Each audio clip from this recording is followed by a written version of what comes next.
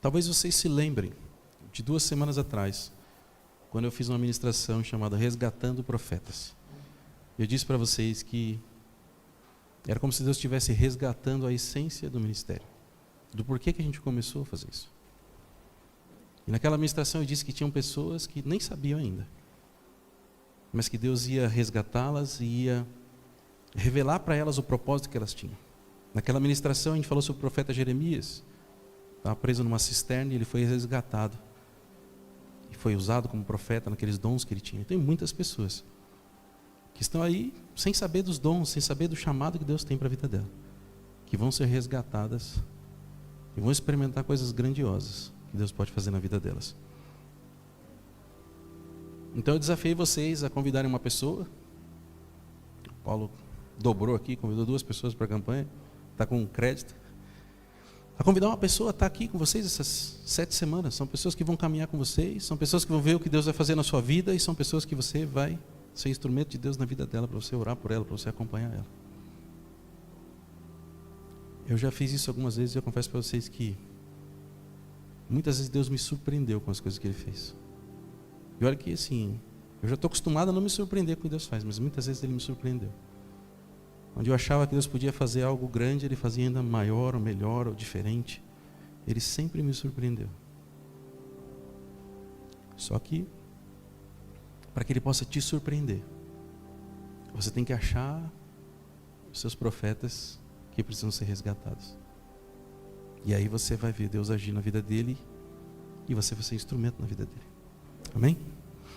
O texto de hoje está no livro de Lucas, capítulo 8, a gente vai ler do 43 ao 48.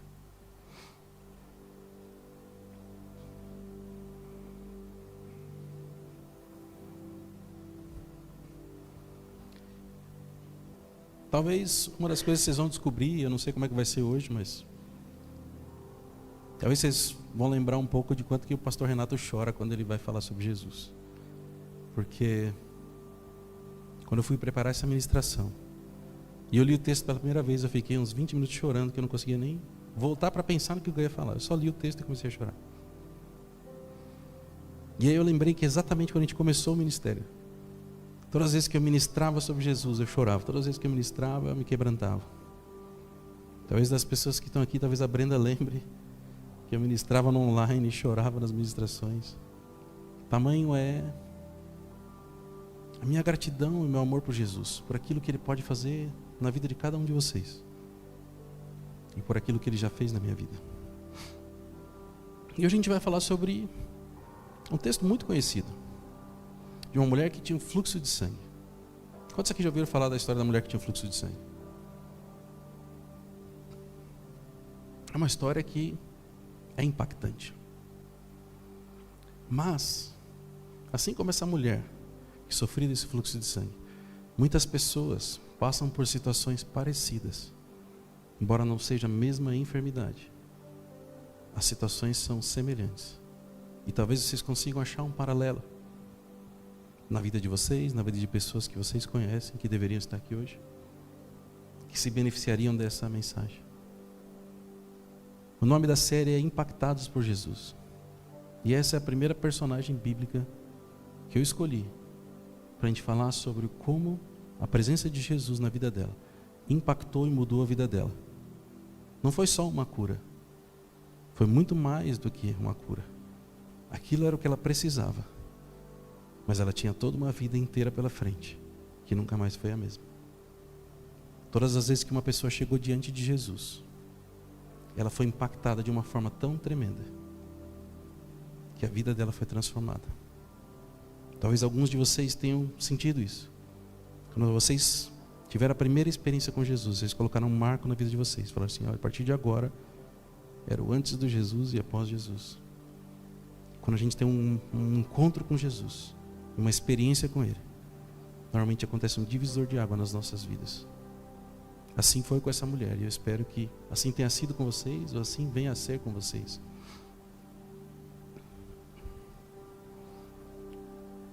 O texto começa no 43 dizendo: e ali estava certa mulher que havia 12 anos vinha sofrendo de uma hemorragia, e gastara tudo o que tinha com os médicos. Mas ninguém pudera curá-la. Ela chegou por trás dele e tocou na borda de seu manto, e imediatamente cessou a sua hemorragia. Quem tocou em mim? Perguntou Jesus. Como todos negassem, Pedro disse: Mestre, a multidão se aglomera e te comprime. Mas Jesus disse: alguém tocou em mim. Eu sei que de mim saiu o poder. Então a mulher, vendo que não conseguiria passar despercebida, veio tremendo e prostrou-se aos seus pés. Na presença de todo o povo, contou porque tinha tocado nele e como fora instantaneamente curada. Então ele disse: Filha, a tua fé a curou. Vá em paz. Esse texto, com essa história, ele aparece nos 3 evangelhos sinóticos. Ele aparece no de Mateus, no de Lucas e no de Marcos. O de Mateus é muito breve, é como se tivesse, acho que 3 ou 4 versículos, bem pequenininho, um resumo bem rápido do que aconteceu. O de Marcos, ele dá mais detalhes. Mas normalmente eu gosto dos de Lucas, porque Lucas era como se fosse uma pessoa mais técnica. Ele era médico. Então, como médico, se tem um cara que entende de cura, é ele. Se ele viu uma cura que era diferente, talvez ele seja o melhor para contar essa história. O livro de Marcos tem mais detalhes, mas muitos detalhes a gente percebe que provavelmente foram acrescentados depois, porque Marcos não andava com Jesus, não era um dos 12 discípulos de Jesus. Talvez ele andasse com Jesus, mas ele era muito pequenininho na época desse milagre. E ele provavelmente escreveu esse evangelho depois, quando ele cresceu. Então, talvez esse evangelho de Lucas seja não só um relato daquilo que aconteceu, fiel, mas com a perspectiva de um médico que viu uma doença incurável ser curada instantaneamente. Se a gente pudesse resumir a história dessa mulher, eu resumiria em 2 coisas. A primeira coisa é que ela tinha uma fé incomum. E aí talvez isso já seja um desafio para a maioria das pessoas, porque a gente já tem dificuldade de ter uma fé comum. Quanto mais uma fé incomum. Eles não vão encontrar outras pessoas com a fé parecida com a dela ao longo da Bíblia. Existem, mas são poucas. E ela era uma mulher de muita resiliência. O que é resiliência? Pensa que por 12 anos ela sofreu. E ainda assim, depois de 12 anos, ela tinha fé e teve a coragem de se enfiar no meio daquela multidão e tocar nas vestes de Jesus.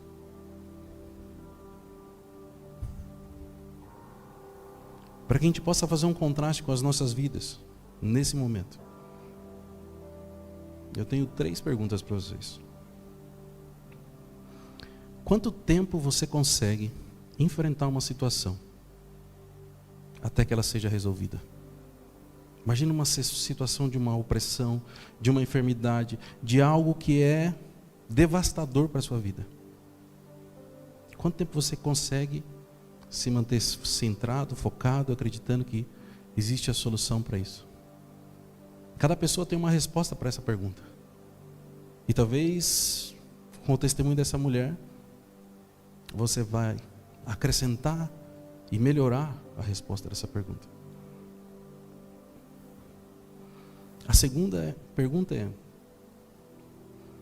por quanto tempo você vai continuar crendo, esperando, orando, para que Deus faça algo que vai reverter essa situação que você não consegue reverter por conta própria?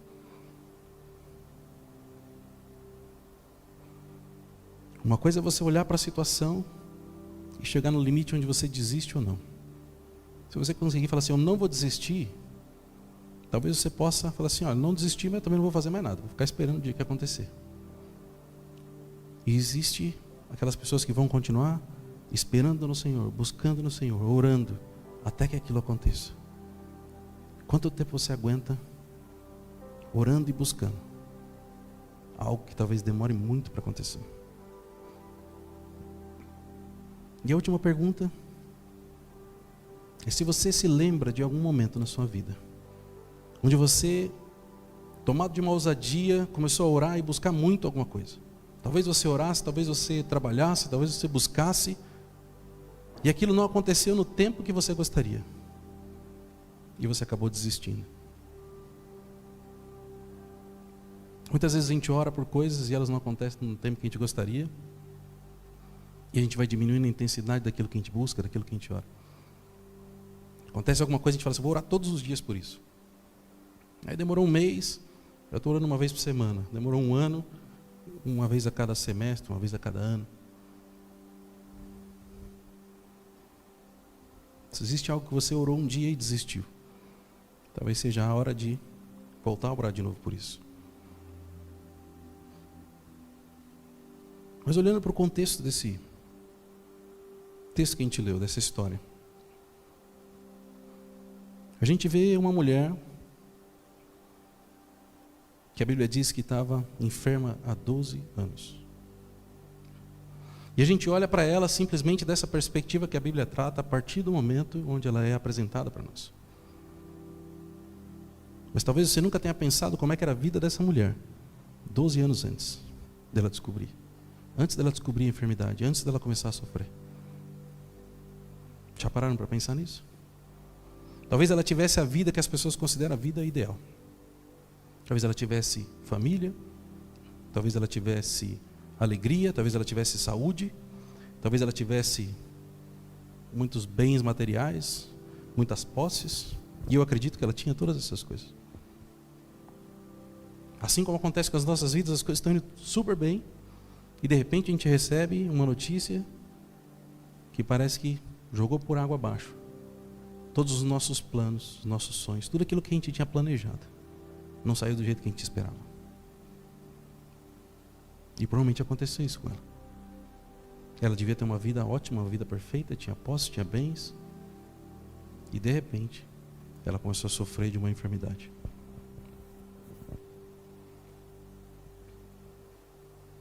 A Bíblia não lista quais são os sintomas dessa enfermidade que ela tinha. Mas uma hemorragia, como talvez uma menstruação constante, é algo que debilita a pessoa. Como é que ela ia absorver os nutrientes das coisas que ela comia? Provavelmente ela deveria estar fraca, desnutrida, com aspecto anoréxico. Já viu uma pessoa anoréxica? Aquela pessoa fica tão magra que parece que você só vê os ossos na pessoa. Lembrei agora da figura dos judeus no campo de concentração, magros porque estão desnutridos. Talvez essa mulher tivesse uma aparência que as pessoas olhavam para ela e sabiam que tinha uma coisa errada. E ainda não bastasse o sofrimento que ela estava passando.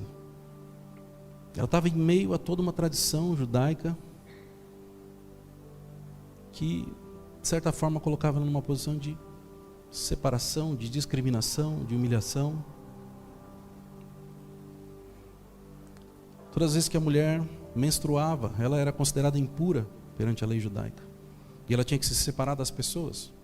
Se ela tocasse em alguém, aquela pessoa que ela tocou ficava impura. Se ela sentasse numa cadeira, uma pessoa sentasse naquela cadeira depois, a pessoa era considerada impura. Se ela usasse um objeto que alguém usasse, ela era considerada impura. Então já havia uma separação natural para a mulher dentro do seu ciclo natural, onde ela precisaria ficar afastada das pessoas durante aquele período. Agora você imagina uma mulher durante 12 anos, afastada de tudo e de todos, separada da sociedade, separada da sua família, sem poder congregar numa igreja, sem poder trabalhar. Você consegue se imaginar? Longe de todas as pessoas que você ama, sem poder fazer o que você faz, tendo que ficar isolado e afastado de todas as pessoas durante 12 anos. E durante esses 12 anos ela não poupou esforços. A Bíblia diz que ela gastou tudo o que ela tinha. Eu entendo que a Bíblia não diz quanto que ela tinha, mas se está dizendo que ela gastou tudo que ela tinha, alguma coisa ela tinha. Talvez ela tivesse uma casa, talvez ela tivesse dinheiro, talvez ela tivesse animais. E ela olhou para aquilo como se a medicina pudesse curá-la, e ela foi procurando médicos e médicos e médicos, e vendendo seu dinheiro, e talvez, olha, tem um especialista lá que resolve isso, e foi contratar o especialista, e foi. Por fim, ela gastou todo o seu dinheiro, e a Bíblia diz, no livro de Marcos, que ela ficava pior do que ela estava antes. E depois de 12 anos, essa mulher que encontrou Jesus estava debilitada, falida, aos olhos humanos, sem nenhuma esperança, e humilhada por todas as pessoas que conviviam com ela. Mas apesar de tudo isso, ela ainda achou forças. Ela não desistiu e achou forças quando ela ficou sabendo que Jesus podia curá-la. E existem 4 momentos nessa história que eu queria refletir com vocês, que se aplicam para os nossos dias de hoje. E o primeiro deles, eu vou listar os 4 aqui, depois eu vou passar um por um, mas o primeiro deles é que existia um desafio impossível de ser superado. Ela achava que era possível, mas ela gastou todo o dinheiro e não conseguiu resolver aquela enfermidade. A segunda coisa é que a única solução possível que ela encontrou, ainda assim, era muito desafiadora. A terceira é que existia um Jesus que impacta e transforma vidas, não só de uma pessoa, mas de muitas pessoas. E a última é que quando Jesus faz isso na vida de uma pessoa, a vida daquela pessoa passa a ser plena e abundante. São esses 4 pontos que nós vamos discorrer agora. Eu queria começar com o primeiro, que é um desafio impossível de ser superado. Versículo 43 diz: estava ali certa mulher que havia 12 anos, vinha sofrendo de uma hemorragia, e gastara tudo o que tinha com os médicos, mas ninguém pudera curá-la. Vocês já ficaram doentes com alguma coisa assim, um pouquinho mais séria, que deixaram vocês de cama alguns dias? Não sei se vocês lembram, no começo do ano eu fiquei de cama por causa da coluna, não tinha o que fazer. Eu fiquei 1 semana deitado na cama, e eu já estava desesperado, porque eu não conseguia fazer nada. Não conseguia levantar, não conseguia fazer nada. 1 semana é pouco, comparado com os 12 anos que essa mulher sofreu. Na verdade não é nada. 12 anos é muito tempo. Para mim 1 semana foi muito tempo. Mas se você já passou por isso, quanto tempo levou até você ficar bom disso? E como é que você se sentiu numa situação onde você estava enfermo? Às vezes a gente fica resfriado e aquilo já incomoda a gente tanto que a gente quer que passe rápido. Um resfriado a gente fica desesperado, quer que passe rápido porque está incomodando. Agora imagine uma situação como essa mulher, que era muito mais grave, muito mais séria, e durou muito mais tempo. Foram 12 anos sofrendo, e ela tentou tudo o que podia. Muitas vezes, em situações como essas, as pessoas procuram todas as possibilidades. Então ela vai no médico, não dá certo, ela vai no centro espírita, ela vai no centro de Umbanda, ela procura tudo que ela puder. O que for mais fácil, aquilo que for racional, que ela conseguir resolver, ela vai tentar para resolver o problema dela. Mas tem coisas que nem os melhores médicos podem curar, assim como foi com ela. A Bíblia não fala que ela foi procurar outras coisas, mas muitas pessoas no nosso tempo fazem isso. Mas a Bíblia fala que ela gastou todo o dinheiro. E chegou uma hora que ela já nem, talvez, queria tentar mais outro médico, outro especialista. De tanto sofrimento que essa mulher teve ao longo da vida. Talvez vocês já tenham passado por situações onde vocês vão no médico e o médico vai ler o laudo para vocês e ele sempre exagera para o extremo do pior de tudo. E isso normalmente é devastador quando a gente ouve. Quantos laudos devastadores essa mulher não ouviu? Emocionalmente, eu imagino que ela devia estar completamente destruída.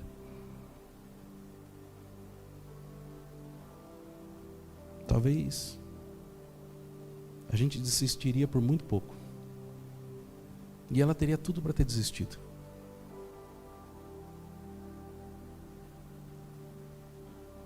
Mas não desistiu. E talvez a gente também não deva desistir.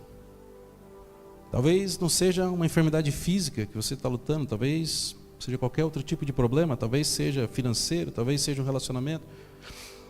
Situações que você não consegue resolver, mas você sabe que precisa ser resolvida, que está te incomodando, está te trazendo sofrimento, está impedindo que você caminhe, que você cresça, que você ande. Quanto tempo você estaria disposto a persistir esperando e orando até que isso mude? Essa é uma pergunta que você deveria ter uma resposta agora. E no final desse culto, deveria ter outra. Eu quero fazer um paralelo. Vocês estão muito quietinhos, muito tensos. Uma história engraçada. Quantos aqui já assistiram Gato de Botas? Todo mundo sabe que Gato de Botas é um cara corajoso, né? Destemido. Ele fala que ele enfrenta até a morte, que ele não tem medo de nada, né? O Gato de Botas é um cara corajoso. E, por mais que ele seja pequenininho, ele bota medo das pessoas, porque ele tem uma certa habilidade, mas ele vai para cima de todo mundo, não importa o tamanho do inimigo. Ele é um cara corajoso. E ele fala que a frase dele é que ele ri diante da face da morte, alguma coisa assim. Só que se você assistir o último filme do Gato de Botas, chega uma hora que ele está diante da morte. E a morte fala para ele assim: senhor Gato de Botas, você tinha 9 vidas. E você já perdeu 8 delas. A vida que você tem agora é a última. Se você perder ela, já era. Aí você morreu de verdade. Na hora que o Gato de Botas recebe essa notícia, toda aquela coragem que ele tinha foi embora. Aquela ousadia que ele tinha de enfrentar todo mundo foi embora. E ele começa a fugir para se esconder da morte. E talvez um paralelo com essa notícia que ele recebeu de que a última vida que ele tinha, se ele morresse, já era. É o decreto que a gente recebe das pessoas, do médico, do saldo no banco, das coisas que a gente recebe.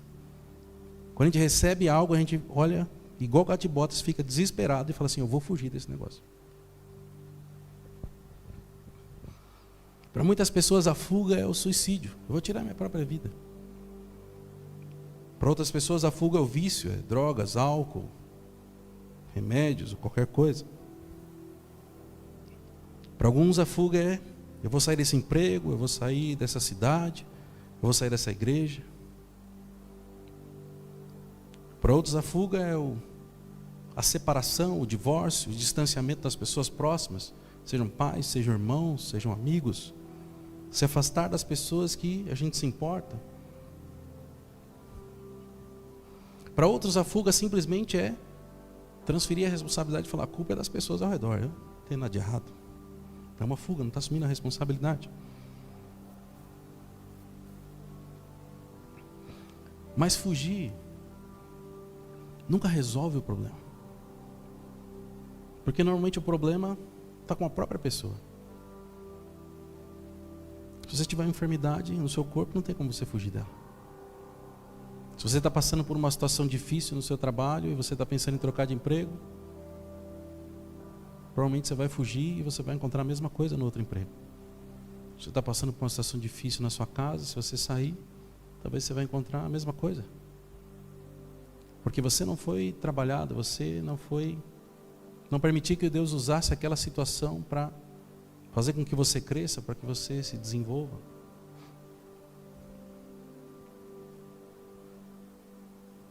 Normalmente o problema está nas pessoas que estão fugindo. Mas o importante é o que essas pessoas não conseguem enxergar. E com certeza o Gato de Botas não sabia disso. É que por pior que seja a situação,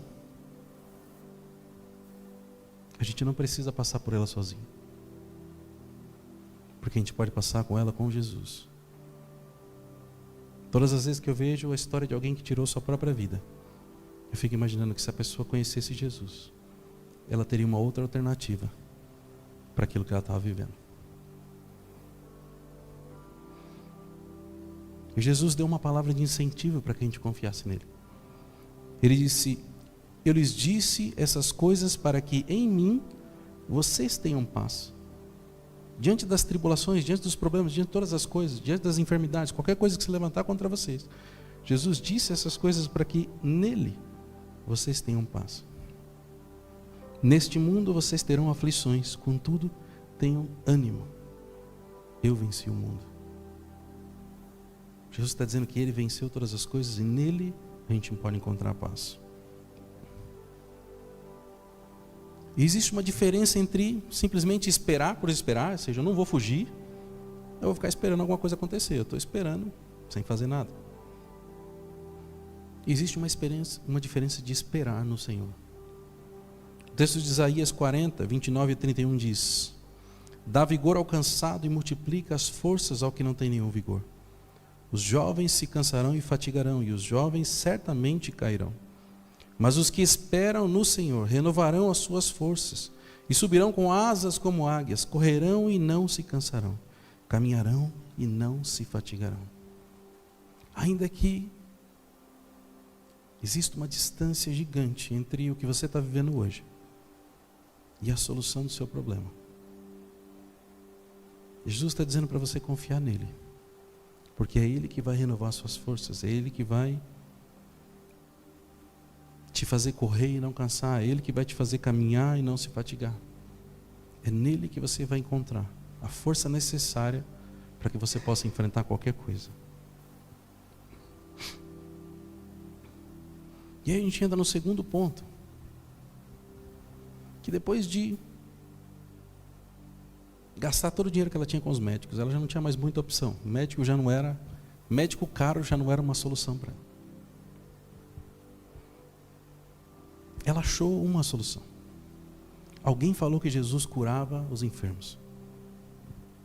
E ela pensou: daqui é a minha solução. Talvez, na verdade eu pensaria, talvez ele possa me curar. Mas ela não pensou isso. Ela pensou diferente. Ela falou assim: se eu tão somente puder tocar na orla das suas vestes. Ela sabia que ela era uma pessoa impura. E ela sabia que se ela tocasse em Jesus, as pessoas iam dizer que Jesus ficou impuro. Ela não queria fazer isso. Mas ela acreditava de fato que se ela tocasse na orla das vestes, ela seria curada. E a Bíblia diz no 44 que ela chegou por trás dele, tocou na borda do seu manto e imediatamente cessou sua hemorragia. Quando a gente olha para esse texto, a gente normalmente se apega ao milagre que foi realizado e a pessoa que foi curada, e a gente, glória a Deus, a pessoa foi curada, agora não tem mais aquela enfermidade. Só que a gente deixa de olhar para todas as coisas que antecederam aquele milagre. Talvez o que antecedeu esse milagre seja a parte mais importante dessa história. Algumas coisas aconteceram para que esse milagre pudesse ser vivido. A primeira coisa é que alguém falou de Jesus para ela. Se ela não tivesse ouvido falar de Jesus para ela, como é que ela saberia que ela poderia tocar nas vestes dele?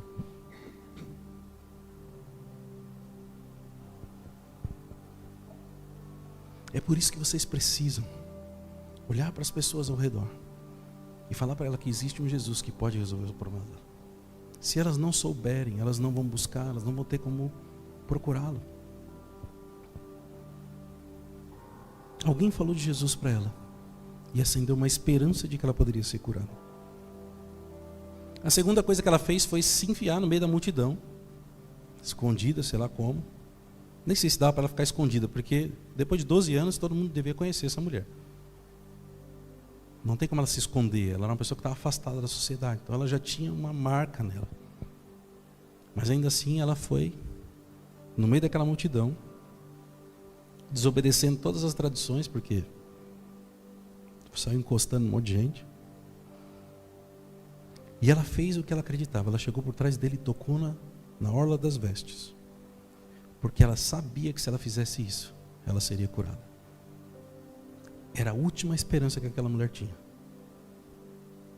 Talvez durante muito tempo, ao longo desses 12 anos, ela não tinha esperança nenhuma. Mas alguém falou para ela que Jesus poderia reverter isso. E ela acreditou naquilo de certa forma. Que ela rompeu com muitas coisas para poder chegar e fazer isso. Que tipo de pessoa faria uma coisa dessa no nosso tempo? Precisa ser uma pessoa totalmente irracional para fazer algo assim. Imagina uma pessoa racional e ia começar a pensar assim, poxa, mas se eu for ali, eu vou encostar na pessoa, a pessoa vai ficar impura, se eu encostar em Jesus, vai ficar impuro. Não tem como eu chegar lá. O racional já bloquearia tudo.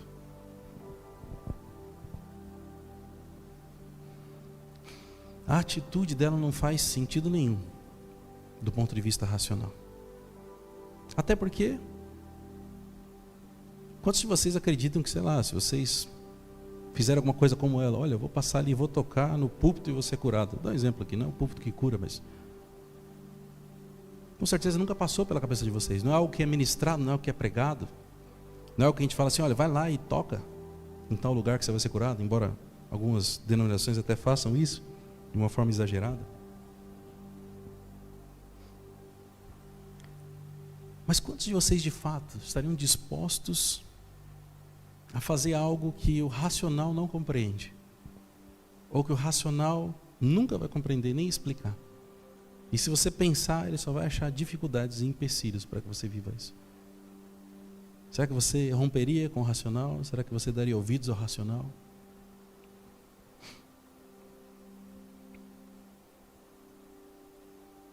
A gente tem falado nos últimos dias que ter fé não é somente crer e falar com a nossa boca, olha, eu creio naquilo. Eu creio que Jesus faz tal coisa, eu creio. Mas a fé é a gente se posicionar de uma certa forma que a gente não só acredita que algo vai acontecer, mas a gente começa a caminhar como se aquilo já tivesse acontecendo, mesmo que não tenha acontecido. Uma vez eu vi uma analogia que eu achei interessante, que a fé é como se você estivesse começando a dançar uma música que ainda não tocou. Você acredita que a música vai tocar em algum momento, que ela já tocou em algum momento no tempo, e você começa a dançar a música que ninguém está ouvindo. Com certeza alguém vai falar, esse cara é maluco, está dançando sozinho? Mas isso é a fé. Você não consegue ver, as pessoas não conseguem ver, mas você já está vivendo e agindo conforme aquilo.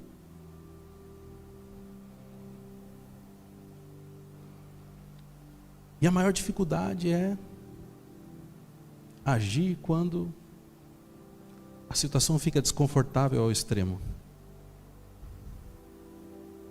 Então imagina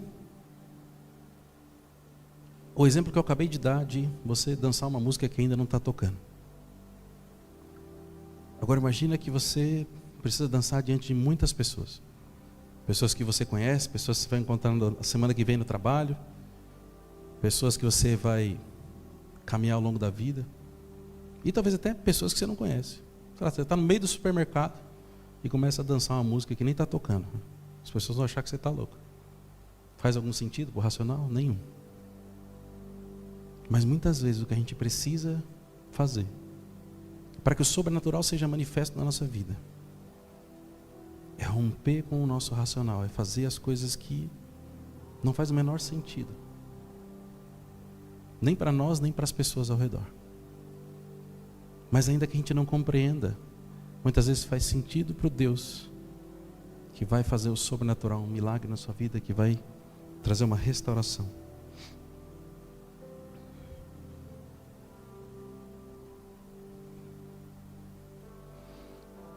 Dentro do coração dela, ela não só acreditava que Jesus poderia curá-la, mas ela reconheceu quem Jesus de fato era. Existem pessoas que vão atrás de um milagre porque elas precisam de uma cura e elas olham só para aquilo de uma forma isolada. Eu vou lá para receber algo de Deus. Muitas vezes eu uso o exemplo do gênio da lâmpada. As pessoas acham que Deus é o gênio da lâmpada. Ela vai raspar a lâmpada, vai sair o gênio. Saiu Jesus, vai falar assim, eu quero meus 3 desejos. Quero riqueza, prosperidade e saúde. Pronto. Mas ela não fez isso. Ela não foi atrás de Jesus porque Jesus tinha um milagre para ela. Porque a Bíblia fala que quando ela chega diante de Jesus, ela se prostra em reverência, em reconhecimento daquilo que Ele é. Aquela mulher olhou para Jesus e reconheceu que Ele era o Filho de Deus. Todo-Poderoso. E por reconhecer quem Ele era, é que ela sabia que Ele poderia curá-la. Por isso que eu digo que esse tipo de fé aparece poucas vezes na Bíblia. Poucas pessoas tiveram esse tipo de fé. Muitas vezes Jesus cura as pessoas através de uma palavra que Ele lançou, através de alguém que se colocou diante dele falando, preciso que você me cure. Mas Jesus não estava nem falando com essa mulher. Ele nem viu a mulher. Todo o milagre aconteceu isoladamente por conta da atitude do coração dela, daquilo que ela fez. Jesus estava caminhando normalmente, ela foi, tocou nas vestes e foi curada. Fazia parte dos planos de Deus, mas não fazia parte dos planos de Jesus, aquela mulher tocar nele. E até ele ficou surpreso com isso. Quando eu penso nisso, eu lembro daquele centurião romano que diz para Jesus, Senhor, eu não mereço receber-te debaixo do meu teto, mas dize apenas uma palavra e o meu servo será curado. Muitas vezes a gente começa a racionalizar as coisas que Deus tem que fazer. E a gente condicionou a nossa cabeça de que para uma pessoa ser curada, eu tenho que pegar o óleo, colocar na mão e pôr a mão sobre a pessoa e orar por ela. A gente começou a limitar o que Deus pode fazer. A Bíblia diz de fato que a gente deveria ungir com óleo, impor as mãos sobre os enfermos que eles seriam curados. A Bíblia diz isso. Mas a gente não pode acreditar que essa é a última e única forma de Deus fazer. Porque não é.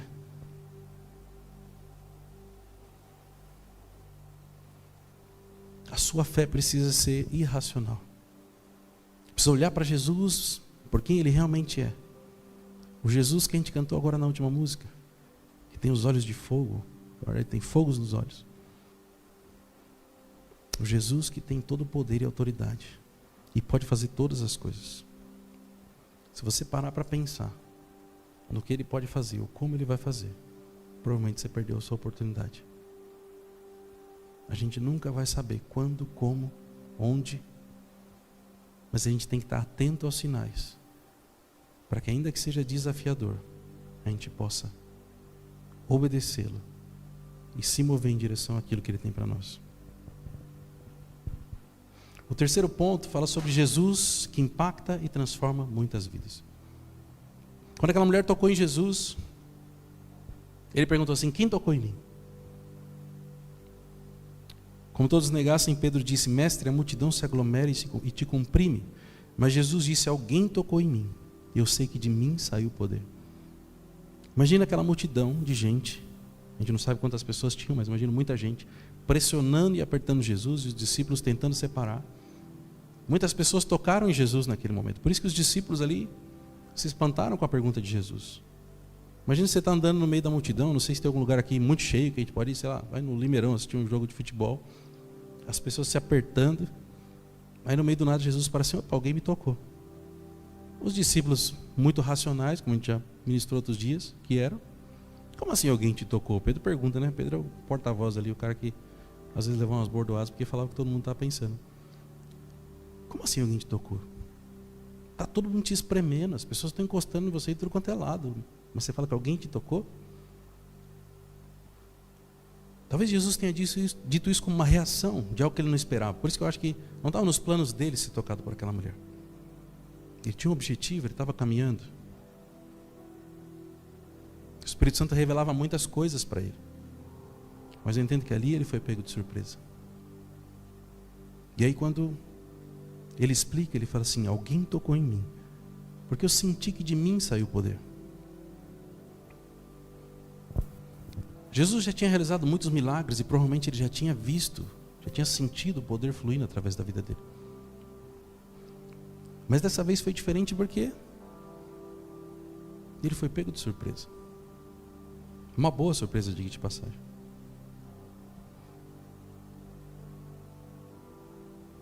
Só quem viveu a experiência de orar por alguém e sentiu o poder de Deus fluindo através da pessoa, entende o que Jesus sentiu naquela hora. Eu estava conversando com a Raquel na semana passada e ela falou, olha, eu orei por uma pessoa e eu senti que ela estava sendo curada. Eu sentia o poder fluindo nas minhas mãos, eu sentia aquilo fluindo. A semana passada a sua mãe falou, quando eu estava orando, ela falou que sentia as mãos dela poder fluindo das mãos dela. Aí eu falei, agora você vai sair e põe as mãos sobre todo mundo. Porque... E eu lembro, a primeira vez que eu fui orar por uma pessoa, eu não vou estendendo o testemunho, porque a maioria de vocês já ouviu. Mas eu cheguei no hospital, a pessoa estava desenganada, os 2 rins paralisados, fazendo hemodiálise, pneumonia, tinha mais alguma coisa que eu não lembro o que era. Mas eu lembro que o meu amigo me chamou porque ele não conseguia orar pelo pai dele. E eu virei para o pai dele e falei assim, você crê que Jesus pode te curar hoje? E ele falou para mim assim, olha, eu preferia morrer do que ficar preso a essa hemodiálise.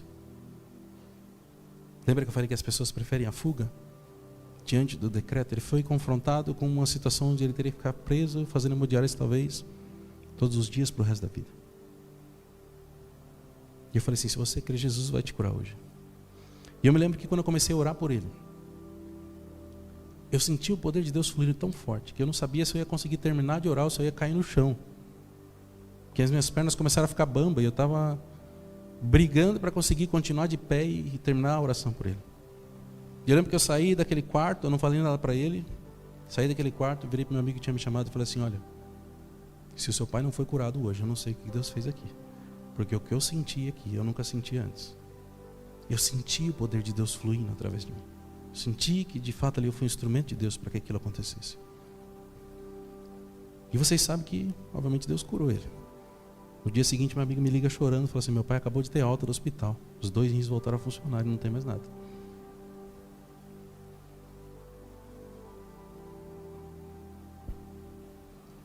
Mas isso não é também mandatório. Seria ótimo se toda vez que a gente orasse por alguém, a gente sentisse o poder de Deus fluindo na vida da pessoa. E a gente ia saber que a gente cura as pessoas. Mas talvez isso modificasse o nosso coração e a gente começasse a se ensoberbecer. De toda vez que a gente orar por alguém, a pessoa ser curada e a gente sentir aquilo, a gente ia se achar o cara. Eu já orei por centenas de pessoas. Não sei quantas foram curadas, muitas. Mas eu só senti o poder naquela vez. Nunca mais eu senti da forma como eu senti. Nem por isso as pessoas deixaram de ser curadas. Eu já vi pessoas serem curadas sem eu nem orar por elas.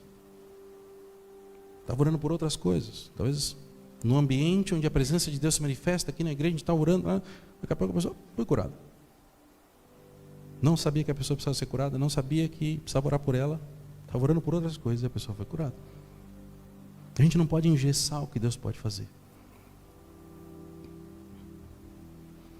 Mas talvez a parte mais importante aqui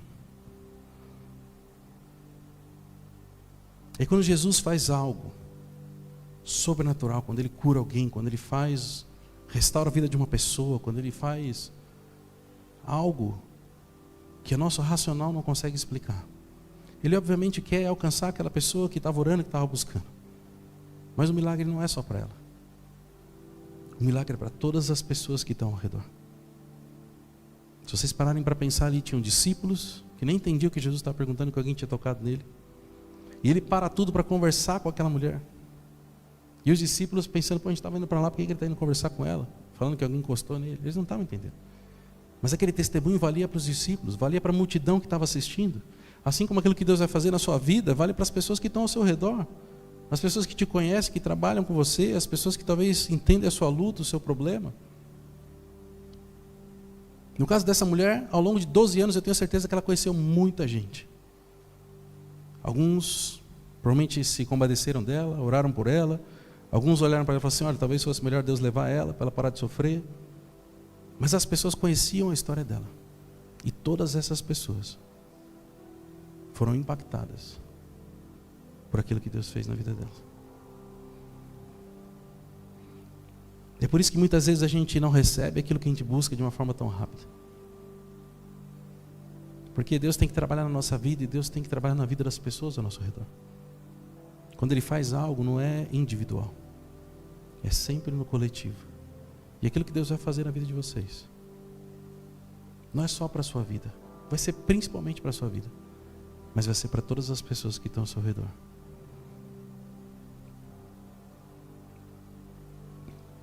Tudo que você precisa fazer é crer e confiar. Dá para confiar? Dá para crer?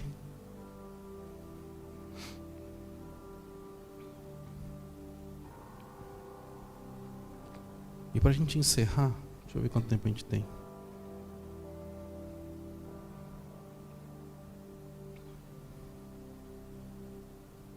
Eu disse que quando Jesus faz alguma coisa, Ele transforma a vida das pessoas em algo diferente.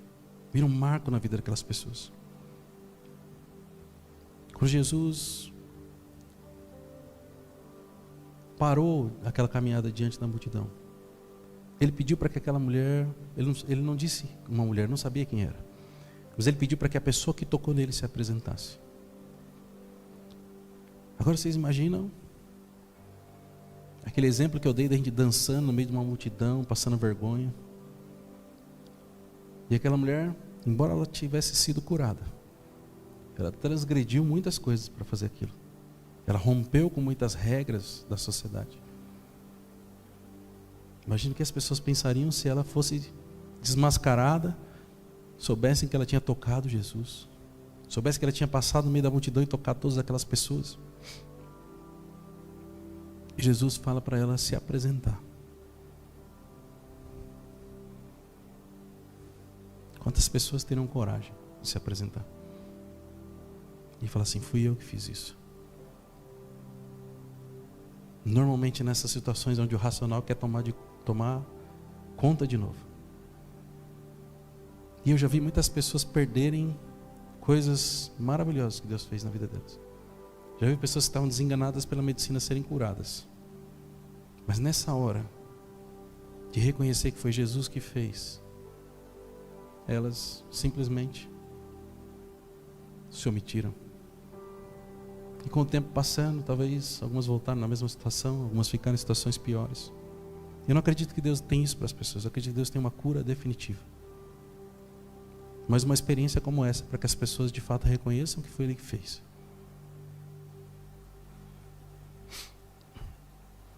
Os versículos 47 e 48 dizem, vendo a mulher que não podia ocultar-se, aproximou-se trêmula, prostrando-se diante dele.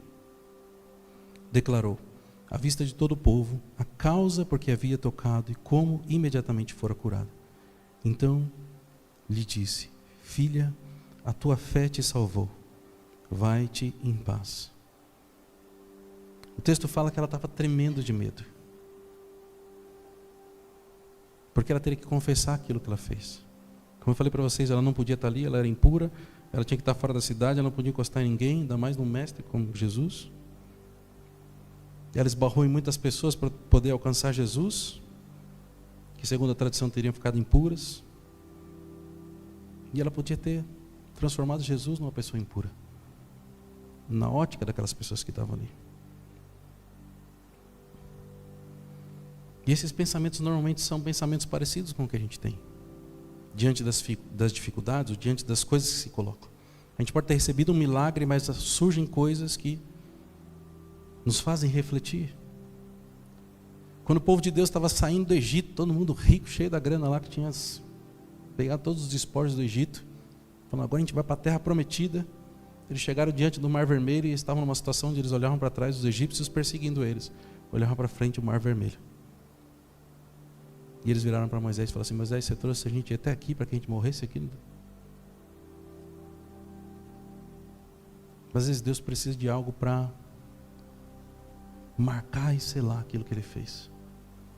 E muitas vezes a gente, na hora que a gente acha que as coisas vão ficar boas, surge alguma situação que se levanta contra nós, de certa forma mexe com a gente, abala a gente de novo. Aí Deus vem e coloca o ponto final, para a gente não duvidar que foi Ele que fez, para a gente não dizer que foi a medicina, para a gente não dizer que foi qualquer outra coisa. Às vezes, eu já vi, a gente tem um testemunho aqui que vai ter qualquer dia aqui na igreja da pessoa que tem um exame com um problema, e um outro exame sem o problema, para espantar os médicos, para gerar um grande testemunho.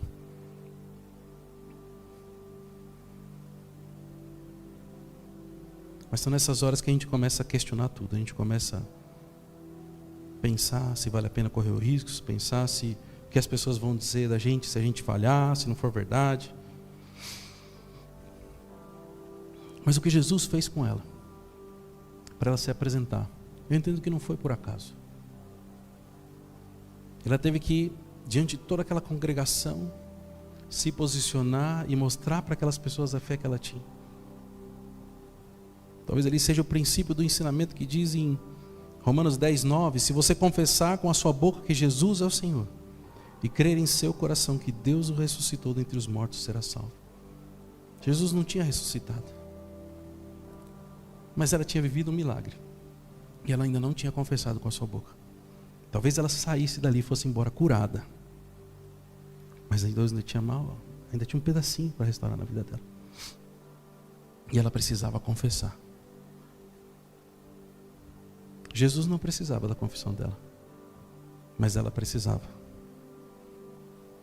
Depois de 12 anos sofrendo, sendo discriminada, a cereja do bolo desse milagre era a confissão dela diante de todas aquelas pessoas de que ela tinha tocado em Jesus e o respaldo de Jesus de que ela havia sido curada. Ele disse para ela: filha, tua fé te salvou, vai-te em paz. A primeira coisa é que ela foi chamada de filha. Uma pessoa que está longe de tudo, das pessoas, talvez não tivesse sentido mais o carinho das pessoas durante muito tempo. E Jesus estava restaurando ali o emocional dela, a vida dela. A segunda coisa é que ela precisava saber daquele que pode de fato salvar alguém. De que aquele momento tinha sido um momento onde a restauração dela foi completa. Quando a gente olha em algumas Bíblias, a palavra está: a tua fé te salvou, a tua fé te curou. A palavra no grego é a palavra sozo. Na verdade a pronúncia minha está errada, tem alguma coisa no meio que eu não lembro agora. Mas se escreve sozo a palavra no grego. E ela tem um conceito um pouco mais amplo. Ela pode ser curar, ela pode ser salvar. E ela pode ter uma coisa que,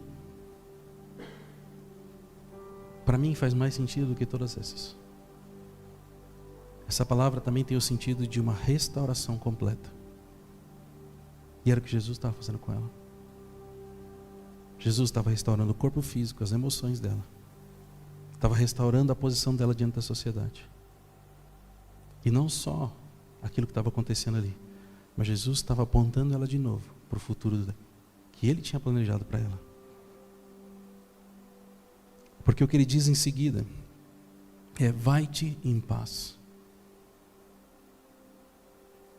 A gente sempre fala para as pessoas assim: a paz do Senhor na igreja.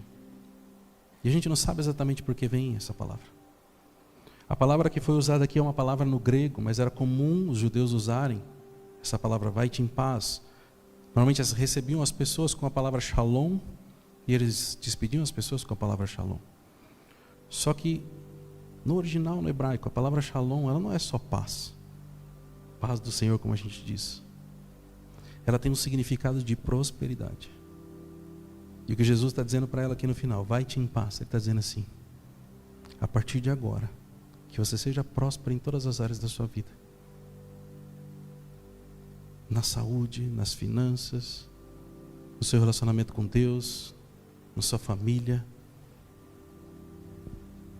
A palavra sozo tem a capacidade ali de fazer uma restauração completa. E eu creio que foi isso que Jesus fez na vida dela. Ali iniciou um marco na vida dela, onde ela não mais viveria na vergonha, na enfermidade, mas ela ia recomeçar a vida dela debaixo de uma palavra de paz e prosperidade.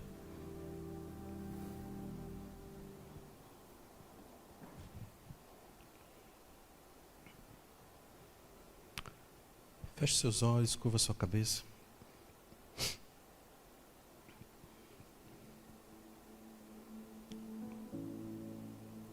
Senhor, eu te peço, Senhor, em nome de Jesus, Senhor, que o Senhor sonde agora, Senhor, os corações dos teus filhos e filhas, Senhor. Senhor, como eu creio, Senhor, que milagres como esse que nós lemos hoje, que nós acabamos de assistir no vídeo, Senhor, ainda podem acontecer, Senhor. Não porque nós merecemos, Senhor, mas porque o Senhor é poderoso para fazer toda e qualquer coisa, mudar toda e qualquer situação, Senhor. E eu te peço agora, Senhor, que o Senhor venha falar aos corações dos teus filhos e filhas, Senhor. Se há algo nele, Senhor, que precisa de um renovo, Senhor. Se existe, Senhor, a necessidade de um renovo na sua fé, Senhor. Para que, Senhor, para que eles possam, Senhor, agir com ousadia, Senhor, e buscar, Senhor, aquilo que essa mulher buscou, Senhor. Ainda que pareça impossível, ainda que o cenário seja contrário, Senhor. Que eles tenham a coragem e a ousadia, Senhor, de se lançar, Senhor, diante de Ti, Senhor. De se lançar, Senhor, para buscar algo que só o Senhor pode fazer. O Senhor conhece, Senhor, as limitações, as barreiras, as dúvidas, Senhor. E eu declaro caindo por terra agora, Senhor, toda a barreira, Senhor, da racionalidade, Senhor. Todas as dúvidas, Senhor, caindo por terra agora em nome de Jesus. Todos os questionamentos, Senhor. A caminhada é simples, o próximo passo é simples, Senhor, é simplesmente se lançar, Senhor, diante de Ti, Senhor. Para que as vidas possam ser transformadas, Senhor. Senhor, eu não sei o que o Senhor quer fazer nessa manhã, Senhor. Eu não sei o que o Senhor quer fazer, Senhor, com as pessoas que estão aqui. Eu não sei, Senhor, o que cada um veio buscar nessa manhã, Senhor. Mas o Senhor sabe, o Senhor já sabia antes delas saírem das suas casas, Senhor. E eu quero te pedir, Senhor, que o Senhor venha falar aos corações dos teus filhos e filhas nesse momento, Senhor.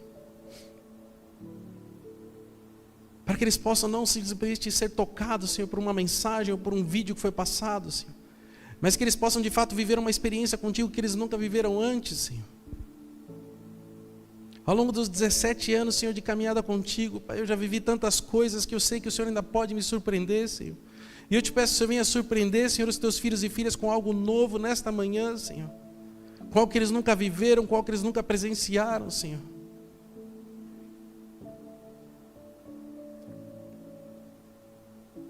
E eu quero fazer um apelo para você. Que talvez se identifica com essa mulher. Olhando para problemas e situações que você não pode resolver. Que talvez tenham te cansado, talvez já tenha muito tempo, anos que você está lutando com isso. Que você tem tido altos e baixos, muitas vezes até pensado em desistir e fugir. Parece que as coisas não se resolvem, parece que os decretos estão cada vez piores, parece que a sensação vai se tornando uma sensação de fraqueza, uma sensação de que não dá mais vontade de orar, que dá vontade de abrir mão de tudo, de desistir. Se você tem algo que só Deus pode fazer na sua vida, que Jesus pode fazer na sua vida nessa manhã, eu quero que você venha até aqui na frente que eu vou orar por você. Não importa o tamanho do seu impossível. Não importa aquilo que você pensa a respeito disso. Mas eu gostaria que você viesse aqui para que eu pudesse orar por você.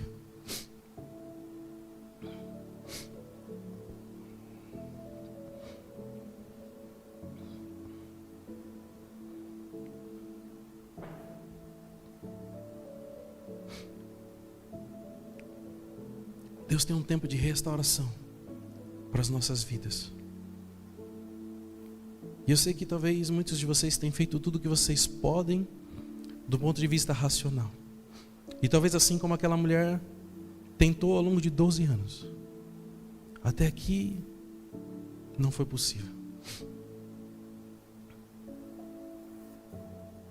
Mas eu creio que Deus trouxe vocês aqui nessa manhã. Não para que vocês saiam do jeito que vocês entraram. Alguma coisa Ele vai fazer na vida de vocês. Talvez Ele traga a solução completa do problema como fez com essa mulher. Talvez Ele traga um sinal de que Ele vai resolver essa situação no tempo certo, na vontade dEle, no tempo dEle. Mas eu quero que a minha oração seja para que vocês saiam daqui com a certeza de que não importa o tamanho do problema que vocês estão enfrentando, Ele ainda é maior do que qualquer coisa que se levanta contra vocês. Antes da gente orar por isso, eu queria que a gente fizesse uma oração de entrega para Jesus. Talvez alguns de vocês aqui nunca tenham feito uma oração entregando a vida para Jesus, pedindo para Ele morar no nosso coração e fazer parte da nossa vida. E talvez alguns de vocês tenham feito essa oração há muito tempo atrás.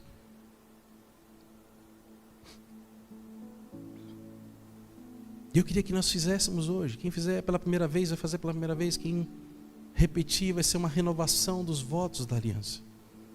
Mas eu queria que você falasse com a sua boca, porque assim como aquela mulher teve que confessar que ela tinha tocado nas vestes de Jesus, a palavra que sai da nossa boca tem poder e ela dá a liberdade, a legalidade para que Jesus possa entrar na nossa vida e começar a trabalhar naquilo que só Ele pode fazer. Então eu queria que você repetisse comigo: Senhor Jesus, eu te entrego hoje o meu coração e a minha vida. Eu reconheço que o Senhor é o meu Senhor e o meu Salvador, e que morreu naquela cruz em meu lugar. E eu lanço sobre ti todas as minhas enfermidades, todos os meus problemas, todas as minhas preocupações, todos os meus pecados.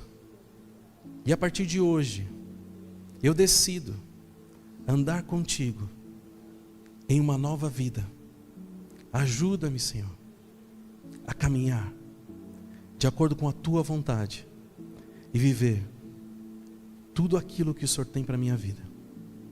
Em nome de Jesus. Senhor, em nome de Jesus, Pai, eu coloco diante de ti, Senhor, cada uma dessas pessoas que estão aqui, Senhor, na frente. Que assim como aquela mulher, Senhor, saíram dos seus lugares, Senhor, e se colocaram numa posição de exposição, Senhor. Eu te peço, Senhor, venha honrar, Senhor, cada pessoa de pé aqui, Senhor, naquilo que eles têm pedido, naquilo que só o Senhor pode fazer pela vida deles, Senhor. Na autoridade do nome de Jesus, eu declaro agora, todas as enfermidades saiam agora em nome de Jesus, Senhor. Que os corpos físicos sejam restaurados agora em nome de Jesus, Senhor. Onde havia limitação, Senhor, financeira, Senhor, que haja provisão e um derramar, Senhor, da tua prosperidade sobre cada uma dessas vidas, Senhor. Onde havia, Senhor, a dúvida, o medo, que o Senhor possa restaurar, Senhor, e trazer, Senhor, a ousadia e a intrepidez, Senhor. Onde havia, Senhor, um decreto médico, Senhor, de derrota, de morte, de enfermidade, Senhor. Que nós possamos usar isso como base para que o seu milagre seja construído, o seu testemunho seja construído, Senhor, em nome de Jesus, Senhor. Nós declaramos desfeita todas as palavras lançadas, Senhor. Toda palavra contrária de enfermidade, Senhor, toda palavra lançada com decretos de depressão, de ansiedade, nós declaramos caindo por terra agora em nome de Jesus, Senhor. Eu repreendo agora, Senhor, todo espírito maligno, Senhor, que tem atuado sobre a vida dos teus filhos, Senhor. Eu declaro agora, Senhor, sendo livres e libertos de toda a armadilha de Satanás, Senhor. Coloca os teus anjos guerreiros acampados ao redor de cada um dos teus filhos, Senhor. Os guardando, Senhor, de toda a tentação, Senhor, de toda a seta lançada pelo maligno, Senhor. Em nome de Jesus, Senhor. E que nesse momento, Senhor, eles possam em suas mentes se imaginar como aquela mulher, Senhor. Se lançando, Senhor, para alcançar, Senhor, e tocar na orla das tuas vestes, Senhor, na franja das tuas vestes, Senhor. Crendo, Senhor, que simplesmente por esse ato de fé, Senhor, elas serão curadas e restauradas de todas as suas enfermidades, Senhor, de todos os seus problemas, Senhor. Que nesse momento, Senhor, o racional não venha impedir os teus filhos e filhas de receber aquilo que o Senhor tem para eles, Senhor. E nós declaramos agora, Senhor, que assim como aquela mulher foi impactada por Jesus, cada uma dessas pessoas seja impactada por Ti nessa manhã, Senhor.